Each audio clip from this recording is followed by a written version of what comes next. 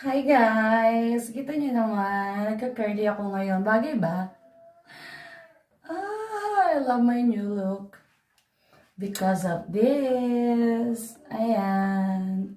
Kasi lagi na lang ako straight. So gusto ko naman maiba yung look ko. Diba? Walang magawa ngayon. Kaya ito muna ang trip ko.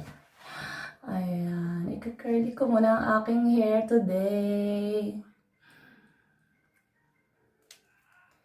Kasi malapit ko na siyang paiksian. So, enjoy ko muna yung mahaba kong hair na yun. Pa-experience ko naman sa buhok ko yung naka-curly siya. Bagay pala sa akin, oo.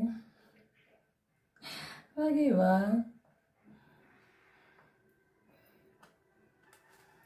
Nakatawa. Oh, look at that. Ah. Tsaka ang gandang gamitin nito kasi ang dali niyang ma-curly. Hindi mo na kailangan pa yung mga ikot-ikot pa. Kasi wala namang gagawa sa akin dito, kundi ako lang. Kaya ganito na yung pinili kong pang-curly. Diba? God, I love it. Bagay ba, guys? Diba? Para ako naman itong sasayo.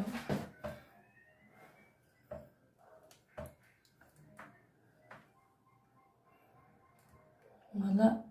Rumble-rumble na to. Kung ano na lang magawa akong pag-curly kasi hindi ko alam kung paano to gamitin. Basta as long na nagka-curly siya. Diba? Yun na siguro yung paggamit na. Pero parang mas okay to kumpara sa ibang curly kasi ang bilis niya. Mas mabilis.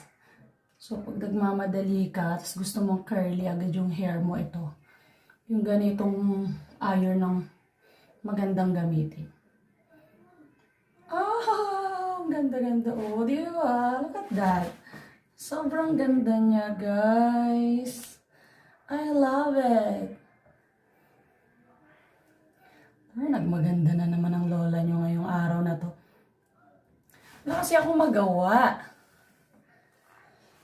Wala akong magawa ngayon kasi next week, pasokan na. Mabibisi na ang lola nyo. Kaya ngayon, ito, magmamaganda-ganda muna ako dito sa bahay. Oh, diba? Nakakatuwa siya talaga. Diba? Curly na.